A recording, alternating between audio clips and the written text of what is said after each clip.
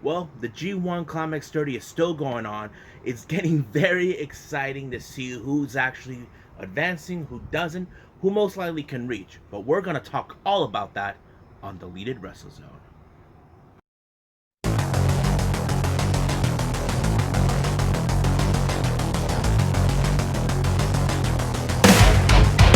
Are you ready? Get up, get up! Get up, get up! Get up, get up! Get up, get up! Get up, get up! Get up, get up!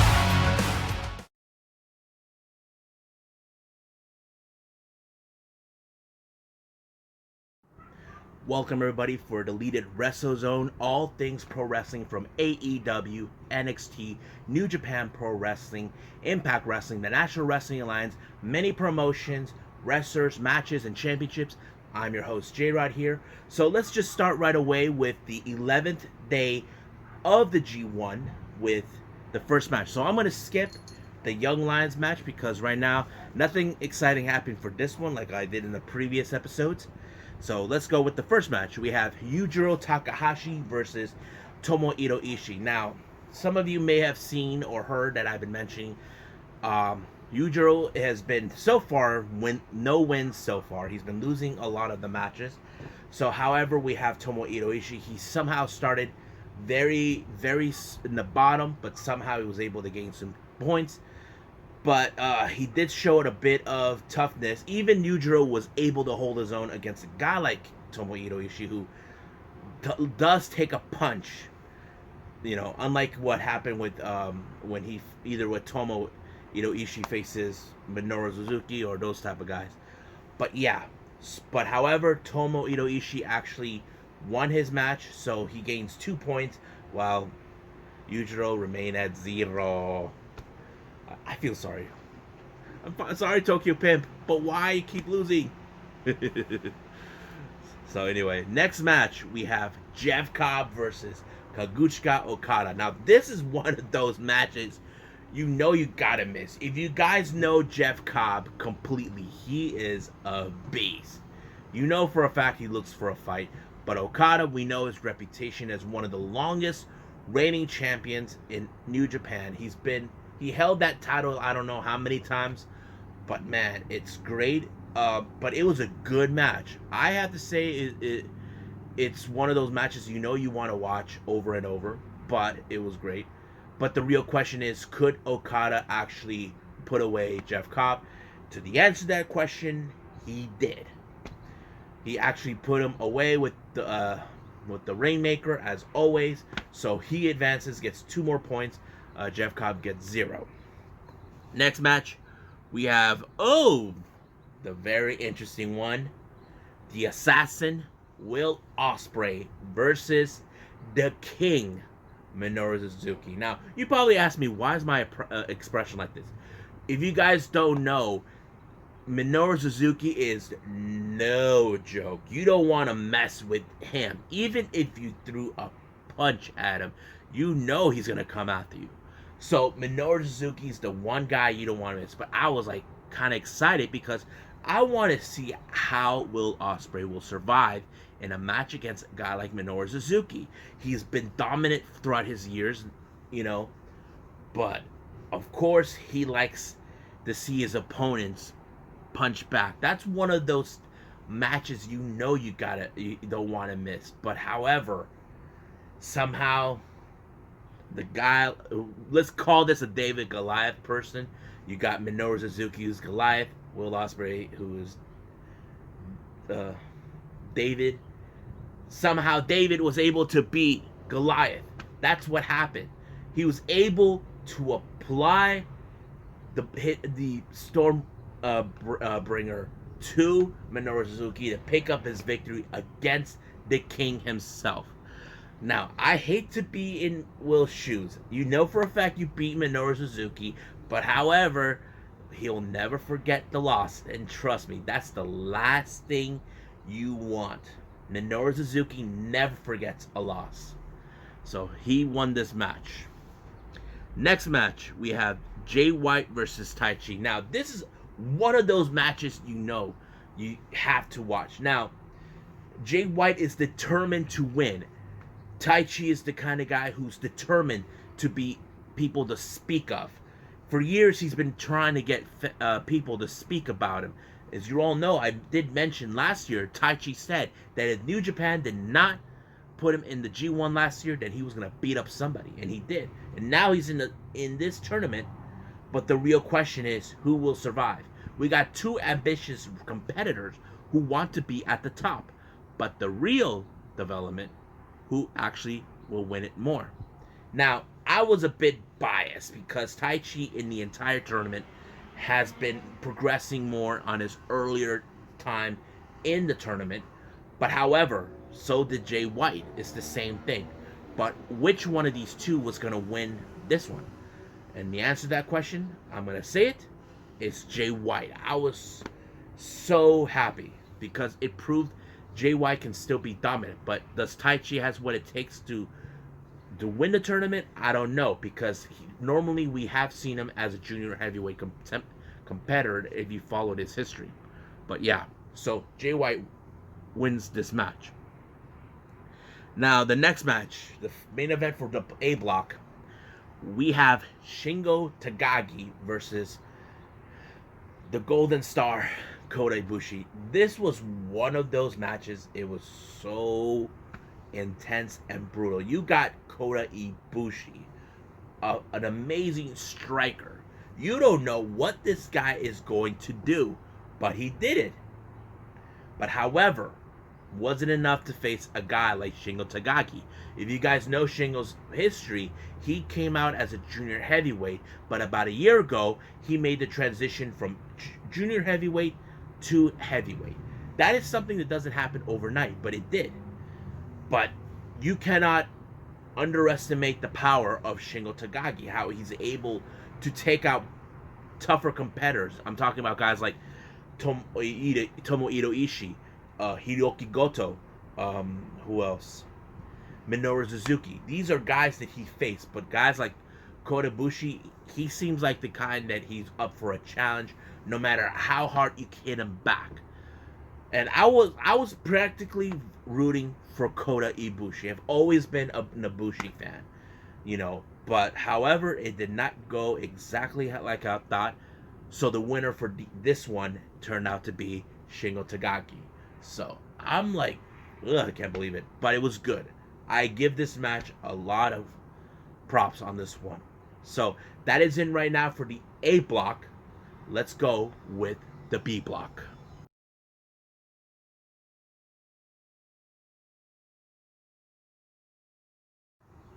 All right, so let's talk about the B block of the G1 Climax 30. First match, like I said, I'm going to skip the Young Lions match. We have Yoshihashi versus his teammate, and also 2/3 of the Never Openweight 6-man tag team championship, Hiroki Goto. So this is one of those matches where you're in the ring with someone who you're partners with, but in this case, you're not partners, you're opponents. But Yoshihashi was able to hold his own, as always. Even though we always considered him as the ultimate underdog in the story. As you know, I've always talked about Yoshihashi, how he is now he's being pushed. He got a championship on his waist. This is something that we all been waiting for. And I'm pretty excited how this one was going. Now, I was a bit biased because, you got Yoshihashi as the ultimate underdog versus Hiroki Goto, who is one of the veteran who knows exactly what to do. But however, who was going to win? Well, I'll tell you anyway, Hiroki Goto. So basically, he won this match, and I'm like, wow. I have to say it was a good match. I'm not going to lie about it. I just didn't expect it how it's going to be. I was like thinking either a draw or something, because their teammates, it would have been proven something. But it is what it is. Next match. This next match was the one that cracked me up. I have to say this is the best match for me of this one of the B block. It's Toru Yano versus Zack Sabre Jr. Now, I've talked about Toru Yano every single time, ever since the start of the tournament. Toru Yano, a very tricky individual who uses tricks to win his matches. Even tries to win by tricking his matches. But however, he's facing a guy that he dealt with in the past. We're talking about Zack Sabre Jr., the technical wizard, who is specialized in submissions.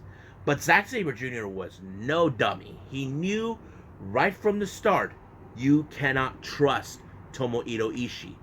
But one thing led to another. Toru Yano. One thing led to another. Toru Yano had plenty of tape in his pants. He's like pulling one out. I like, what the hell? How many did he have? I cracked up. I could not imagine what I was watching. I did not expect that. I thought it was a funny segment. But the best part is, he even decided to bring his little amateur wrestling style. Now, if you guys don't know this about Toru Yano, he is an amateur wrestler before going pro. So he actually put himself in an amateur position, like when you have you're on your both hands and knees. Well, he had Zack Sabre Jr. So Zack Sabre Jr. tried to roll him over, but it didn't work. He was able to put his foot on the ring ropes. And then later you got Zack Sabre Jr. was like, come on, Mr. Amateur Wrestler. So basically he was doing the same old thing, but it was the same old tricks. What happened next, I did not expect it. Somehow, he was able to get Zack Sabre Jr. outside the ring. So what he does, he puts him near the railing where there's opening. He grabs a chair, and somehow he grabs a tape that it was underneath the ring, hidden, and he grabs it and he tapes right like outside. Here's the rail. He's like trying to pull. He taped it right here, and then when he was trying to get out, he was pulling it. And the next thing I know, I was like laughing. I'm like, he's just gonna go like this, like try to slide in it. But the next thing it happened, he got in the ring. Red Shoes was telling him that he cannot have that. He's like saying it was taped to him. He was trying to take it out. I have to say, this is the match that made me crack up so hard. I had to watch it over and over and over. But it was great. However, Toru Yano did say he was sorry, but he's never truly sorry. But it did end where, as always, where Zack Sabre Jr. puts his man in submission. So he won this match. So I have to say this is one of my favorite matches of that day. So sorry, it cracks me up. Toru Yano cracks me up. I don't know why, but I have to say, out of every G1 he's ever been in, this is the best one. I don't know how you guys will feel about that. Alright, let's move forward. Next match, we have Sanada versus Kenta. Oh my god, this one was a good one. I have to say, I wasn't expecting how it is, because I've always known Kenta always finds a way to win. Even if he doesn't play by the rule, or he uses that briefcase he carries. But somehow, some way, he was able to beat Kenta. Now, you can say Kenta is a sneaky devil, but somehow he was able to win the match. Now, do I think it was crazy? Yes. But I have to say, Sanada really pulled through to pick up the victory on this one. I didn't know what to expect, but it was great. So, Sanada wins this one. Next match, we have Juice Robinson versus our current champion, Tetsuya Naito. Now, I can say Juice Robinson really hold his own against a guy like Tetsuya Naito. And we all know Tetsuya Naito will not be denied his destiny, as always. His true goal is to make it all the way to the finals to ensure he picks his next opponent. That's always been the case. Now, if you guys don't know what I'm referring to, if you're a champion involved in the tournament, you can pick your opponent you want for Wrestle Kingdom. Now, for all of you guys who are new to this, you probably ask, why does the champion has to be involved in the tournament? Well, that's how it goes. But however, if the champion wins somehow, he's able to pick his opponent for the upcoming pay-per-view, which is Wrestle Kingdom. It's always been like that. Don't ask me why, but I find it very interesting. So, but I want to skip ahead. Tetsuya Naito pulled the Destino finisher on Juice Robinson, allowing himself to win the match. The next match, we have Evil with the master spoiler Dick Togo versus the ace himself, Hiroshi Tanahashi. This was one of those matches that was brutal. Now, however, I did like how the Dick Togo was determined to ensure that Evil will win. That's always been Evil's intention. He has Dick Togo, his insurance policy, the master spoiler, to ensure. There have been various occasions he was able to interfere in the match. That's always been his case. Evil has been on the shadow of Tetsuya Naito for years. He felt that he was always been a shadow. Now it's time for him to step up. So that's pretty much what happened the entire time. But it wasn't enough. Hiroshi Tanahashi could barely hold his own against taking on both Dick Togo and Evil. But however, it wasn't enough. So Evil picked up the victory. So that's pretty much what happened. Now, before I end it, there's something I wanted to... I'll explain to you guys in this point system. Let's just do that. So let's jump in with the point system. Alright, so we're now going to talk about the point system again, as always. So let's start with the A block. So, we have Kota Ibushi with 4 wins, 2 losses with the points of 8. Jeff Cobb, 2 wins, 4 losses with the total points of 4. Kaguchika Okada, 4 wins, 2 losses with the total points of 8. Tomohiro Ishii, 3 wins, 3 losses with the total points of 6. Will Ospreay, 4 wins, 2 losses with the total points of 8. Shingo Takagi, 3 wins, 3 losses, total points 6. Minoru Suzuki, 3 wins, 3 losses, total points 6. Taichi, the same, 3 wins, 3 losses, 6 points. Jay White, 4 wins, 2 losses with the total points of 8. As for Yujiro Takahashi, not so much. So I think the way I see it with Yujiro, he's definitely going to be out. But I do see the ones who most likely could advance even further. I see Kota Ibushi, Kaguchika Okada, who else I see? Ed Jay White. So these are the 3 ones who I do believe they can advance further. Now, those who have 6 points, it could be one of those guys that can advance even further. So that's one of those people. The ones I mentioned are like, let's see, who I mentioned? Ishii, Shingo, Minoru, and Taichi. These are the 4 individuals who most likely can try to advance as possible. All the other, only Kota Ibushi, Will Ospreay, and Jay White, all they need to do is try to continue winning in order to advance even further. As for the other 4, maybe a few could win their matches and continue on, but that's how it goes. It's always been that same way. That's their system. Now let's talk about the B block. Hiroshi Tanahashi, 3 wins and 3 losses, total points 6. Juice Robinson, the same, 3 wins, 3 losses, 6 points. Hiroki Goto, the same as the others, 3 wins, 3 losses, 6 points. Same thing with Toru Yano, 3 wins, 3 losses, 6 points. Yoshihashi, 1 win, 5 losses, so he may most likely be out of the whole thing since he only had 1 win under his belt. Tetsuya Naito, 6 wins, 1 loss with the total points of 10. Sanada, 3 wins, 3 losses, total points 6. Zack Sabre Jr., 3 wins and 3 losses, 6 points. Kenta, 2 wins, 4 losses, 4 points. Evil, 4 wins, 2 losses. Now, Tetsuya Naito seems in this, from what the point sister tell me, he could actually advance further. He's currently in his block, the highest one with the highest point, 10 points. Now, let's look at the ones right now who could most likely may have chances. We have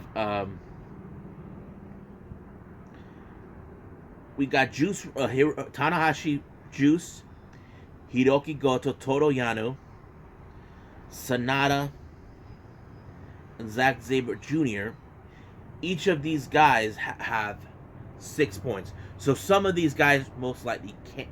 They have to advance. However, we got Evil, who so far has 8 points in the tournament. He's right behind Tetsuya Naito. Now his determination is to win the titles back from Naito. That's the whole point of the whole thing that's gonna happen. So that's the way I see it. I do see maybe Kenta may not be able to advance with the amount of points he have. He has 4. As for Yoshihashi, he only has 2.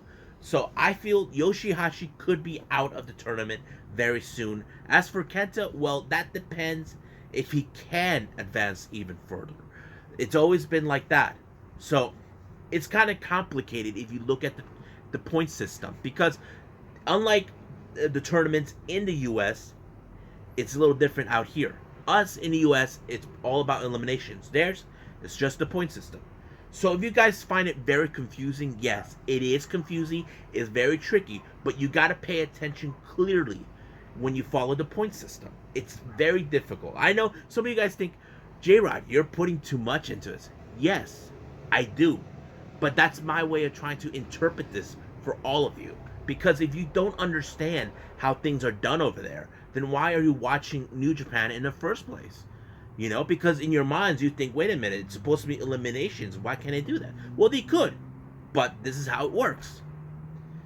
So that is the point system. Now, before I go, I actually found an interesting article that came around. This one's came from Sportkita. Apparently, there has been a situation that Jay White is talking about. He's saying he did not like what happened in one of the previous matches involving his Bullet Club stablemates, Evil and Kenta. Now, there is no denying that Jay White was the one who brought Kenta into the Bullet Club.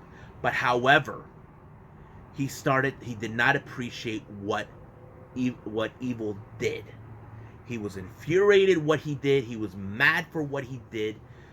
You know, he did not treat this as a fair fight with Kenta.